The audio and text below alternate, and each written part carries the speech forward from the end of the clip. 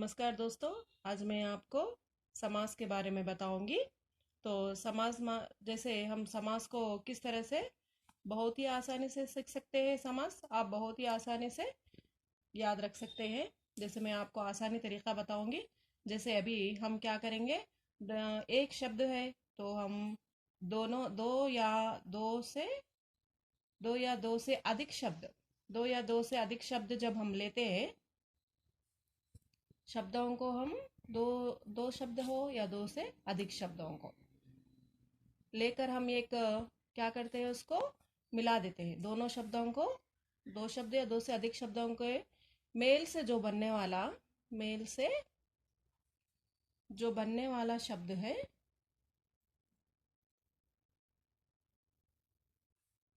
जो बनने वाले शब्द को हम क्या कहते हैं, समास कहते हैं। जो बनने वाले शब्द को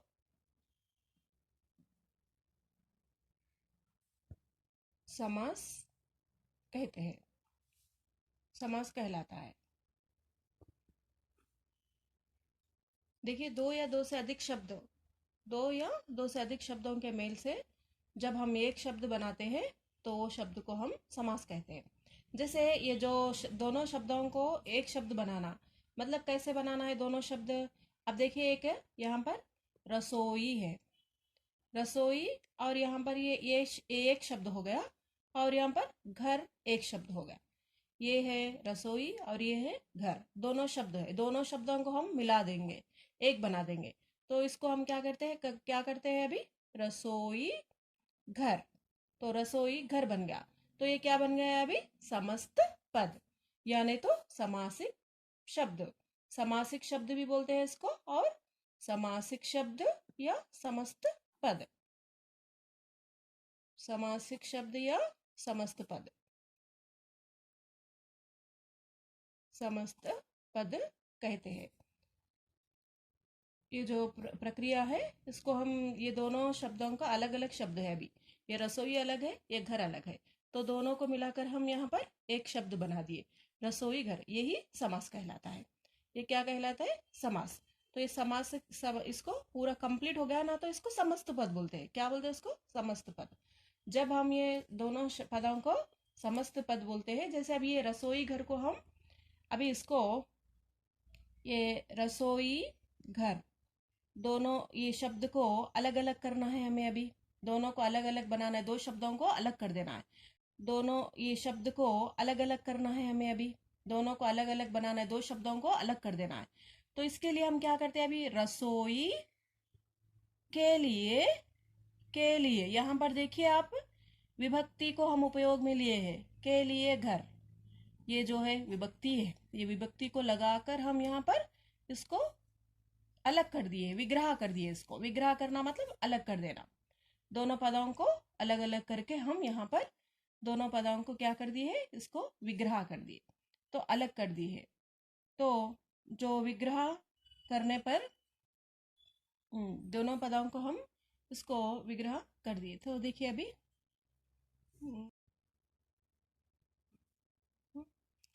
समास में कम से कम दो पद, समास में कम से कम दो पद होते हैं।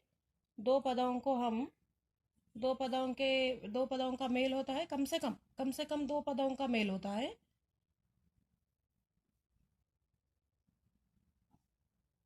और दो से अधिक पदों का भी समास बनता है, दो से अधिक पदों का भी समास बनता है, लेकिन हमारे हिंदी में सिर्फ दो ही पदों को हम उपयोग में लेते हैं। तो देखिए अभी, पहला पद जो होता है वो फर्स्ट वर्ड, जो पहला पद है वो पूर्व पद कहते हैं। पहले पद को हम क्या कहते हैं, पहला पद पूर्व पद। पहला पद पूर्व पद है, तो दूसरा पद है उत्तर पद, और दूसरा उत्तर पद। उत्तर पद देखिए यहाँ पर, अभी अभी अभी हम, मैं बताई थी आपको, रसोई और घर। रसोई है पूर्व पद, ये रसोई है पूर्व पद, और उत्तर पद है घर। ये दोनों पदों को हम मिला दिए तो बन गया एक पद। तो इसीलिए इसको क्या है, दोनों पदों को मिलाकर दोनों पद मिलकर एक रूप हो जाते हैं। ये दोनों पद मिल गए, अभी रसोई और घर दोनों मिल गए। मिलकर यहाँ पर रसोई पूर्व पद है, तो घर उत्तर पद है। ये दोनों पदों को मिलाकर हम क्या कर दिए, इसको एक पद बना दिए, एक रूप में ला लिए। दोनों को लाने के बाद में क्या बन गया, ये रसोई घर। ये दोनों पदों को मिलाकर रसोई घर। तो यहाँ पर ये पूर्व पद और ये उत्तर पद। तो देखिए उत्तर पद और पूर्व पद दोनों को मिलाकर हम दूसरा दूसरा स्थान दे दिए, एक रूप कर दिए इसको, तो वो बन गया रसोई घर। तो समास की जो प्रक्रिया होती है दोनों पदों के बीच में की, इसको हम जब वहां पर दोनों पदों को मिलाकर जो एक प्रक्रिया बना दी, एक बना दी हम, तो इसको जब हम अभी इसको रसोई के लिए घर के रसोई के लिए घर, जो हम यहाँ पर ये दोनों शब्दों के बीच में ये विभक्ति जो लेकर आए हैं, तो जब हम यहाँ पर ये दोनों पदों को मिलाकर जब बनाते समय क्या हो जाता है, यहाँ पर विभक्ति जो है लुप्त हो जाती है। ये जो विभक्ति है वो लुप्त हो जाती है। लुप्त हो जाना मतलब वहां से हम निकाल देते हैं, गायब हो जाना, वो वहां पर नहीं रहती है। नहीं रहकर उसके बाद में क्या बन जाता है, रसोई घर बन जाता है। तो समास बनाने के समय कभी कभी संधि भी संभव हो जाती है। तो समास बनाते समय हम देखिए अभी यहाँ पर ये समास हम कभी कभी समास होने पर भी हम जहाँ कहीं पर कभी कभी समास होने पर भी हम जहाँ कहीं पर भी संधि का भी हम संधि भी बन जाती है। तो वहां पर संधि होती है तो कैसे, अभी एक एग्जांपल बताऊंगी मैं आपको, एक उदाहरण बताऊंगी। जैसे यहाँ पर माता और पिता, माता और पिता है, तो ये देखिए यहाँ पर ये विभक्ति है, ये योजक शब्द है, और तो हम यहाँ पर इसको योजक शब्द को निकाल देते हैं, तो यहाँ पर माता और पिता बन जाता है। ये कौन सा समास, द्वंद्व समास में आता है, मैं आपको फिर बताऊंगी आगे के इसमें, आगे की वीडियो में आपको बताऊंगी। लेकिन अभी आपको ये संधि भी बनता है, माता और पिता दोनों भी ये मुख्य है, दोनों भी मुख्य है, तो ये संधि संधि को हम अलग करने के समय भी संधि भी बनता है। तो इस तरह से मैं उदाहरण बताई हूँ आपको। तो देखिए अभी समास के भेद होते हैं, समास के भेद। तो समास के कुछ भेद है, जैसे हम समास के 6 भेद होते हैं। कितने भेद होते हैं, समास के 6 भेद, समास के 6 भेद होते हैं।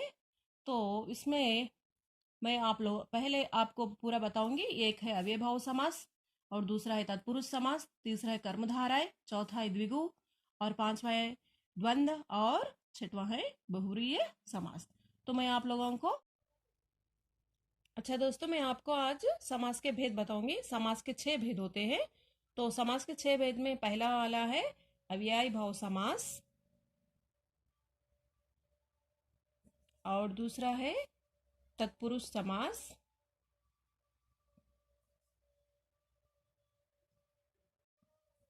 और तीसरा है कर्मधारय समास, समास, और चौथा है द्विगु समास, चौथा द्विगु समास,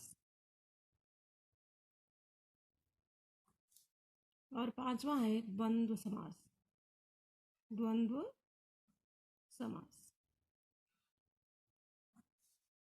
और छठवां है बहुव्रीहि समास।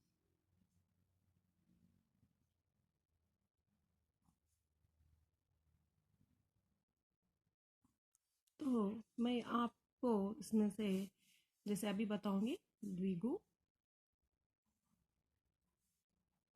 द्विगु समास बताऊंगी। तो देखिए अभी है द्विगु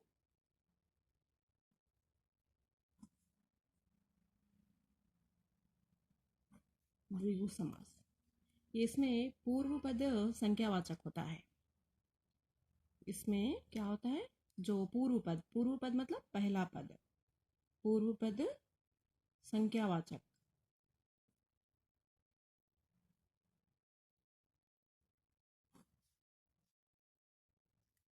संख्यावाचक होता है, और ये विशेषण होता है, संख्यावाचक विशेषण होता है।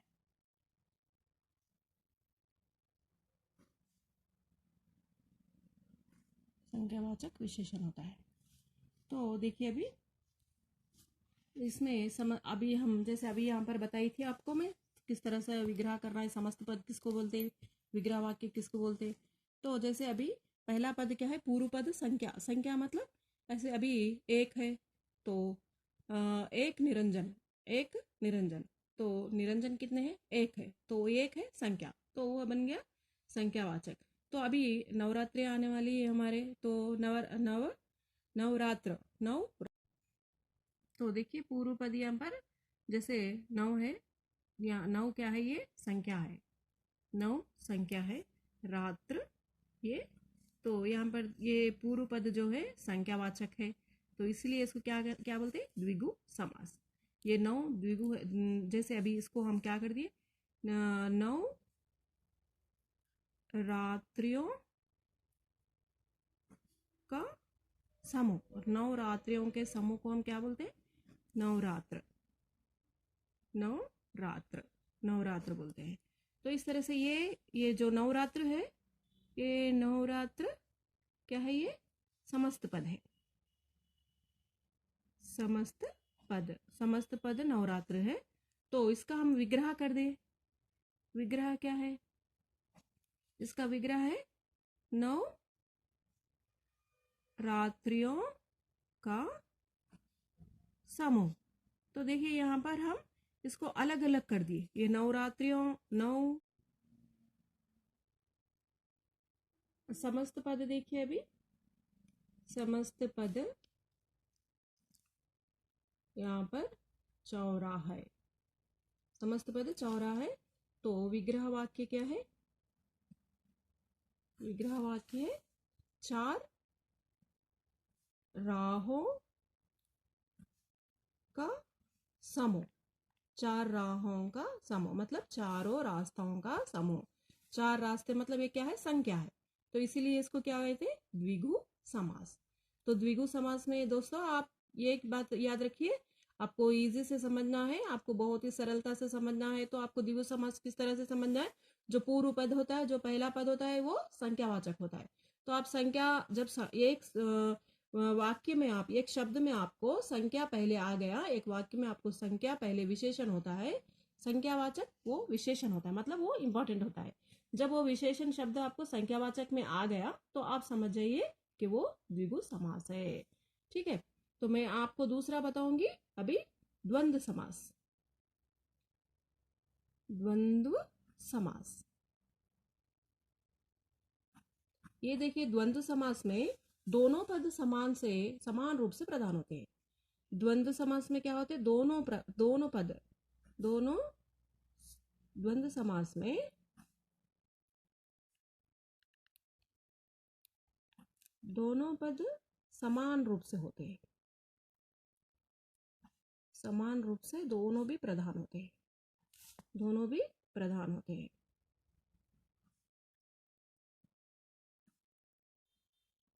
जैसे यहाँ पर अभी आपको बताई थी माता और पिता, ये माता भी प्रधान है और पिता भी प्रधान है। ये माता भी, हम माता को भी प्रधानता देते हैं, पिता को भी प्रधानता। पूर्व पद भी प्रधान है और उत्तर पद भी प्रधान है, तो ये दोनों पद प्रधान है। लेकिन यहाँ पर हम देखिए अभी माता और पिता, जो यहाँ पर और जो योजक शब्द है, योजक शब्द को हम क्या करते? निकाल देते हैं। योजक शब्द यहाँ से लुप्त हो जाता है। योजक चिन्ह भी लगा दे। योजक चिन्ह को, यहाँ पर योजक शब्द को निकाल कर हम योजक चिन्ह लगा देते। योजक चिन्ह क्या है? इस तरह से माता पिता, जो ये है ये योजक शब्द है। योजक शब्द क्या है? यह योजक चिन्ह है। ये शब्द क्या है? और, यानी तो और भी लिख सकते हैं, या देखिए या भी आता है। शब्द क्या है? और, यानी तो और भी लिख सकते हैं, या देखिए या भी आता है। तो देखिए अभी आपको मैं एक, जैसे अभी लव कुश, देखिए यहाँ पर मैं योजक चिन्ह लगाई हूँ। यहाँ पर लव कुश में बीच में क्या लगाई हूँ मैं? योजक चिन्ह। मतलब यहाँ पर मैं और का उपयोग नहीं ली हूँ, खाली चिन्ह लगाई हूँ उसका। लव और कुश, लव और कुश। तो यहाँ पर हम ये जो है समस्त पद है, ये लव कुश समस्त पद है। तो हम जब विग्रह करते हैं इसको तो क्या बन जाता है? लव और कुश, लव और कुश। तो ये है विग्रह वाक्य, ये समस्त पद है, ये विग्रह है। तो आपको क्या क्या ध्यान में रखना है, द्वंद्व समास में दोनों ही पद समानता से प्रधान होते हैं, दोनों ही मुख्य होते हैं। जैसे अमीर गरीब है, जैसे खट्टा मीठा है, ठंडा गर्म है, मुंह हाथ है, पाप पुण्य है, अपना पराया है, रात दिन है, आगे पीछे है, नहाया धोया है, छल कपट है, ये सभी प्रधान है। तो पूरे पद प्रधान है, सभी में हम योजक शब्द।